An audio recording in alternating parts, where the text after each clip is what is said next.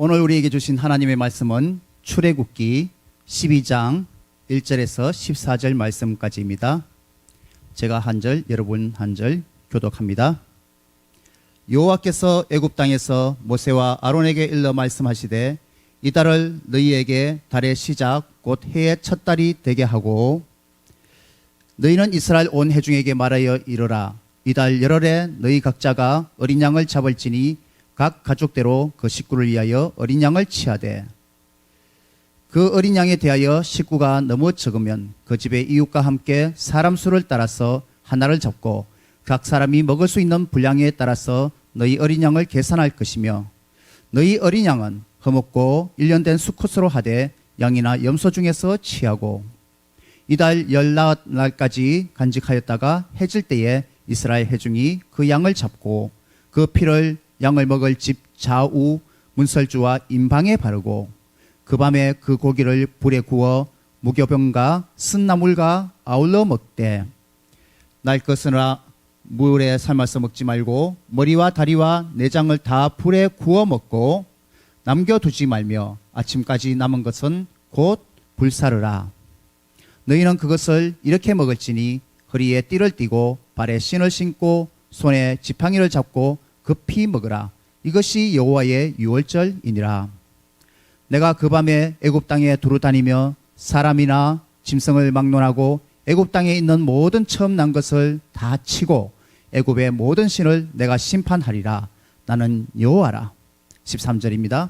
내가 애굽 땅을 칠 때에 그 피가 너희가 사는 집에 있어서 너희를 위하여 표적이 될지라.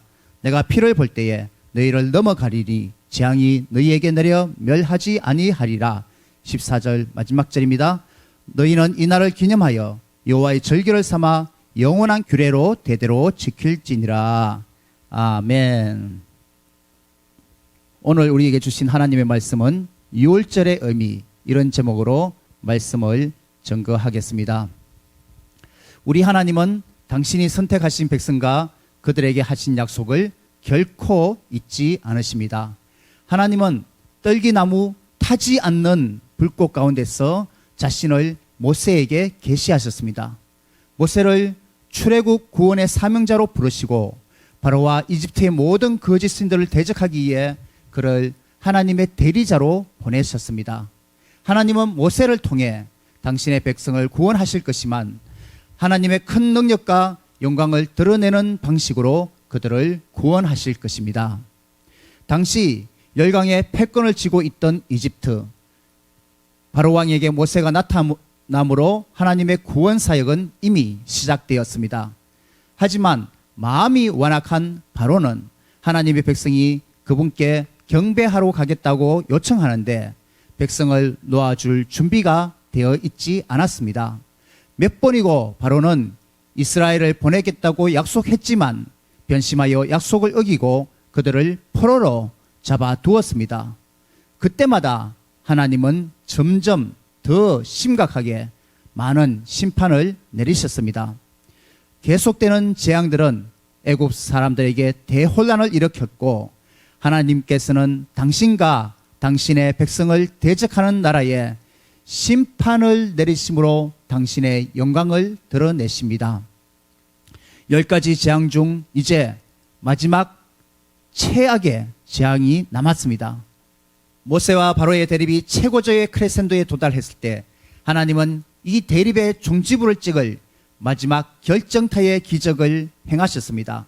심판받는 자에게는 무섭고 끔찍한 재앙이지만 이스라엘 사람들에게는 영원히 기억될 사건, 그것은 하나님의 백성을 해방하고 놓아줄 만한 장차 그리스도 안에서 이루실 더 위대한 구원에 대한 강력한 포인트가 될 마지막 기적을 행하는 것이었습니다.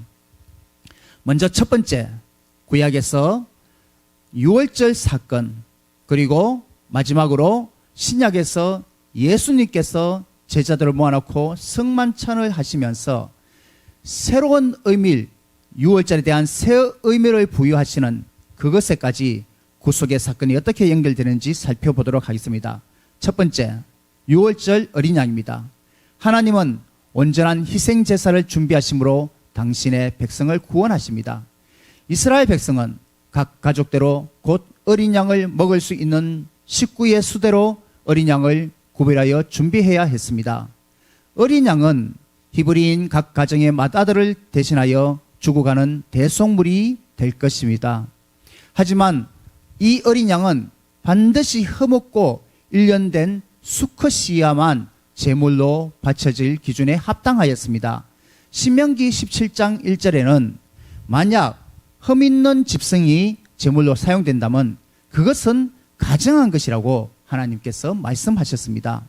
이스라엘 사람들에게는 온전한 대속물, 흠없는 희생 제물이 필요했습니다.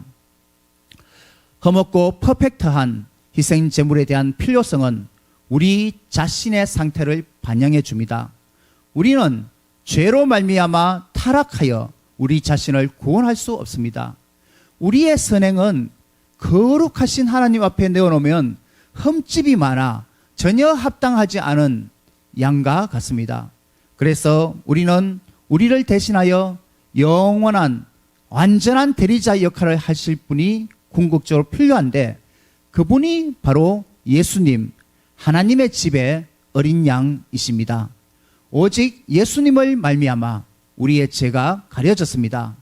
죄의 값은 사망이었는데 오직 예수님 덕분에 우리가 죽음에서 살아나는 소망이 생겼습니다. 그래서 사도 바울은 우리들의 유월절 양이신 그리스도께서 희생되셨습니다. 고린도전서 5장에서 이렇게 말씀했습니다.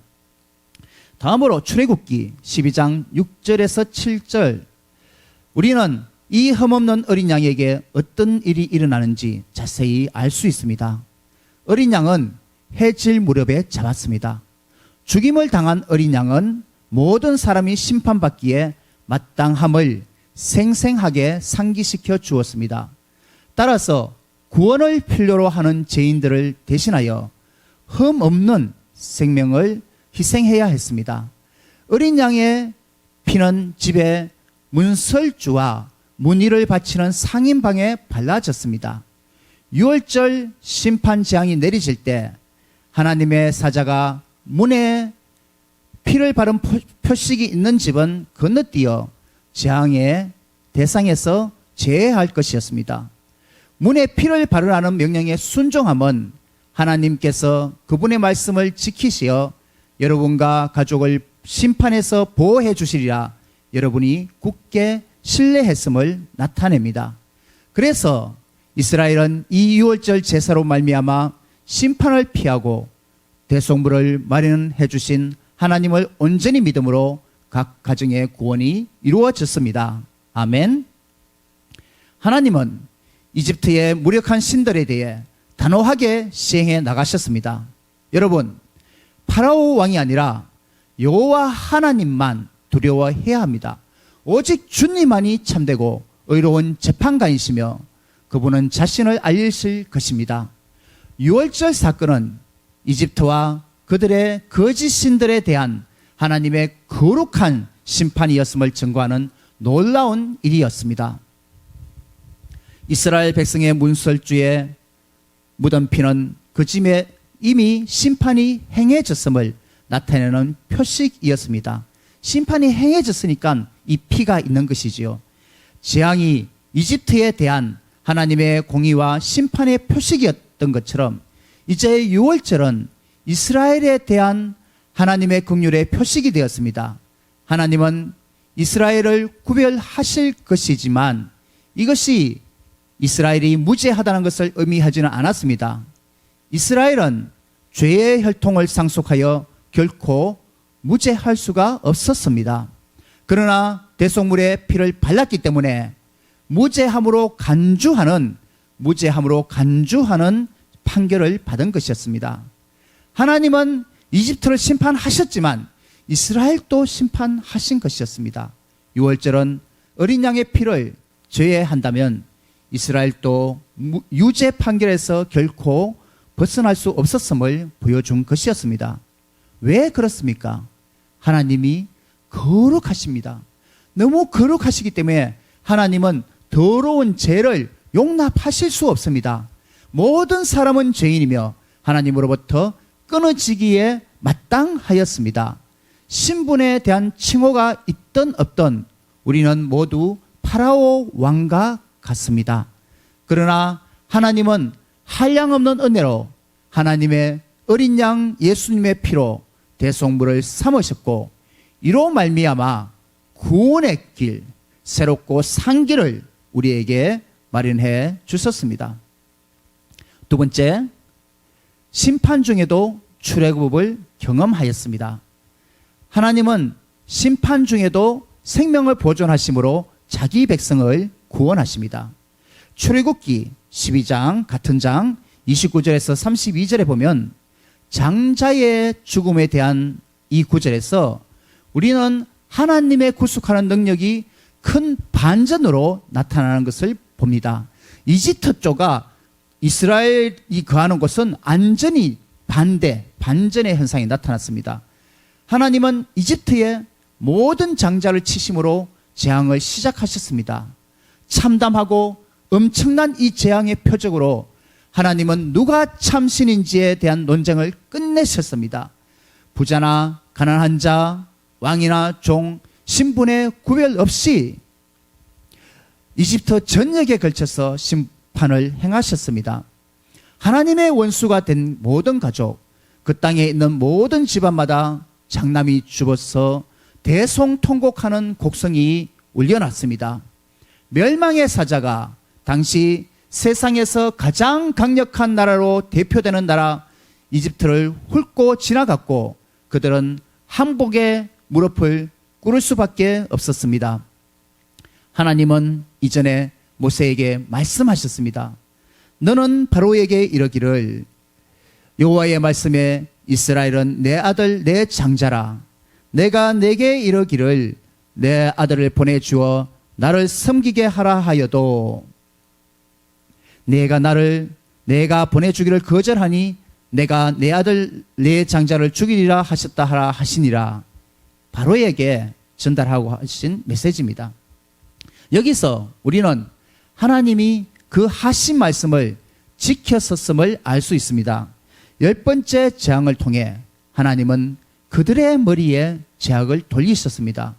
파라오 왕은 히브리 남자아이들이 태어나면 그들을 나일강에 던져서 죽게 하여서 불의한 재판을 시행하였었습니다. 이제 하나님은 그들의 아들들에게 올바로우신 재판을 내리셨습니다. 파라오의 불의한 재판이 마치 부메랑처럼 그와 그의 백성들에게 돌아와 죽음의 심판으로 임했던 것이었습니다. 한 가지 더, 하나님은 이집트의 신들, 특히 파라오의 아들을 치심으로써 파라오에게 그는 신이 아니며 그의 아들도 아님을 분명히 하셨습니다. 참신은 오직 하나님 한 분뿐입니다. 이 사건은 나라의 후계자를 잃은 이집트의 파라오 개인적으로도 충격을 받았을 뿐만 아니라 그들의 우상 신들에 대하여 하나님의 권능이 행해지고 입증되었기 때문에 이집트인들의 신간에 대해서도 큰 충격을 받을 수밖에 없었습니다. 우리는 하나님의 엄격하심과 긍휼하심 양쪽을 모두 명심해야 합니다. 우리는 모두 이런 심판을 받기에 마땅합니다. 우리 자신에게는 모두 파라오와 같은 면이 있습니다.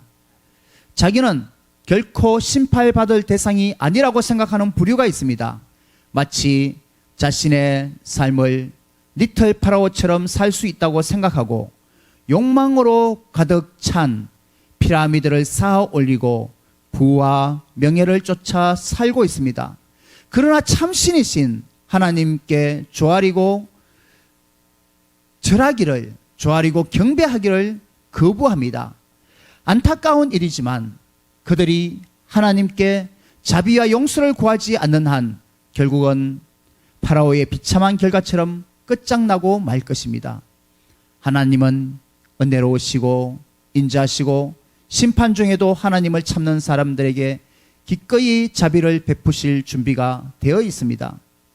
이집트의 그 어두운 흑암의 밤에 하나님은 이스라엘 백성에게 구원의 길을 마련해 주셨고, 오늘날에도 여전히 우리와 함께 행해 나가십니다. 그 당시 요구사항이 희생의 피였는데 이것은 오늘날에도 마찬가지입니다. 마지막으로 6월절 만찬, 예수님의 시대, 예수님이 보여주신 새 언약입니다. 그러니까 이스라엘의 그 6월절 사건 이후 예수님이 오시기까지 약 1400년이 지나는 기간 동안 하나님의 백성은 출애굽, 곧 하나님께서 당신의 백성을 이집트의 억압에서 구원하신 것을 기억하기 위해 6월절 만찬을 기념하도록 그렇게 하셨습니다. 그러나 예수님은 십자가 사건 바로 전 배신당하던 밤에 예수님은 이 6월절 식사에 새로운 의미를 더하셨습니다.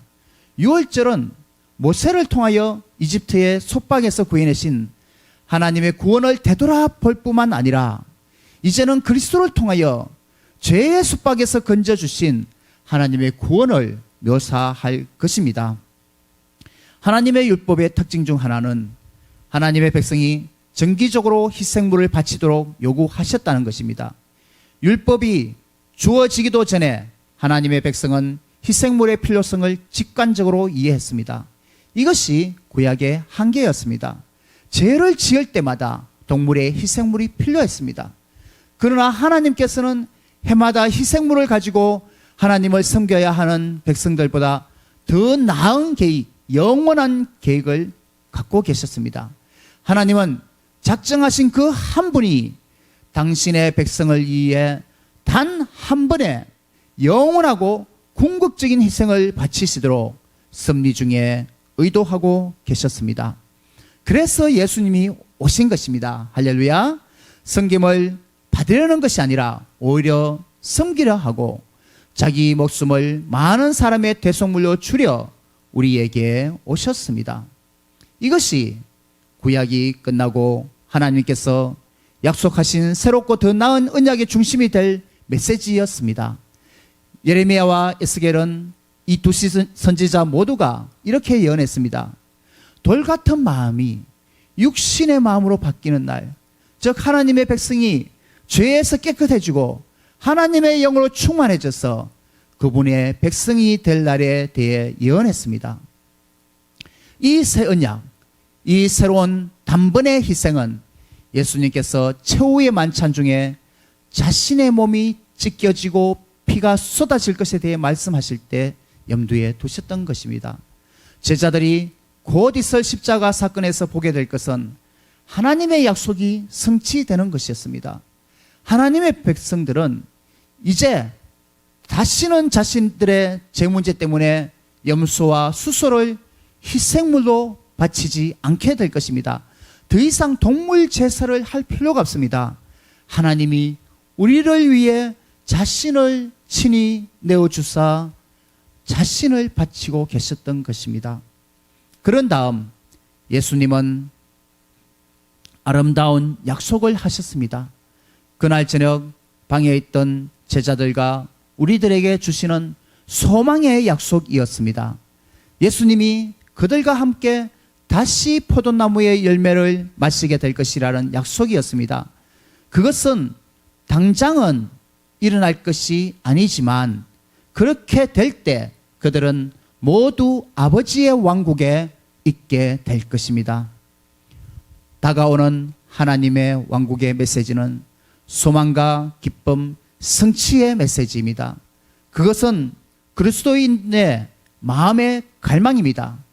이것은 우리가 주기도문을 할 때 우리 주님께서 가르치신 기도, 나라의 임하오시며 이렇게 기도하는 것처럼 바로 하나님의 나라가 임하기를 바라는 기도입니다. 우리는 전쟁과 폭력이 멈추고 평강이 다스리는 날을 희망 중에 소망으로 기다립니다. 제약의 날카로운 이빨이 물어뜯는 것을 멈추고 죽음 자체가 소멸해버리는 그런 날을 갈망합니다. 우리는 공의의 왕이신 그리스도와 하나님의 왕국에 줄이고 목마르기 때문에 그분이 메시아로 다시 오시는 날 천국에서 그리스도와 함께 영원히 함께 할 것입니다. 이 말씀을 마친 후에 제자들과 스승은 찬양을 부르며 어둠 속으로 나아갔습니다. 마찬가지로 우리도 믿음으로 승리하고 들어가는 천국잔치와 도래할 왕국에 대한 열망에 힘입어 우리 구주 예수님을 온 마음을 다해 찬양하면서 세상의 어둠 속을 헤치며 걸어 나아야 할 것입니다. 할렐루야. 오늘 나눈 이 6월절 이야기에 대해 우리는 어떻게 반응해야 할까요? 첫째로 참된 자유는 세상 죄를 지고 가는 하나님의 어린 양 예수님 그리스도 안에 있음을 기억해야 합니다. 예수님은 우리에게 여호와 일에 온전히 완전함으로 준비해 주시고 하나님의 심판으로부터 우리를 보호하시는 하나님의 어린 양이십니다. 그분은 창세 이전에 구별되신 흠없고 완전한 어린 양이십니다. 그분은 다리뼈가 꺾이지 않은 어린 양이시고 6월절에 십자가에 못 박히신 결정적인 어린 양이십니다. 이 어린 양은 자신의 피를 우리의 죄악의 대가로 적용해 주십니다. 구원을 놓치지 않도록 끝까지 주님만을 잡고 신뢰하시길 바랍니다. 두 번째는 어린 양 예수님을 경배해야 합니다. 여러분이 믿음으로 예수님께 나아왔다면 구원받은 자의 노래를 부를 수 있습니다. 우리 구주 예수님은 우리의 모든 찬양, 곧 우리의 입술로 드리는 찬양과 순종하는 삶에서 나오는 찬양 모두를 받기에 합당하십니다. 마지막으로 우리는 어린 양 예수님을 전하고 세상에 알려야 합니다. 전 세계의 많은 사람이 아직도 이 좋은 소식, 복음을 듣지 못했습니다. 우리는 장차 임할 심판을 모든 사람에게 알리고 우리의 죄악에 대해 대속물이 되신 우리 예수님을 통해 구원이 있음을, 오직 예수님에게 구원이 있음을 모든 사람에게 전해야 합니다. 기도하겠습니다. 사랑의 하나님 아버지 감사합니다.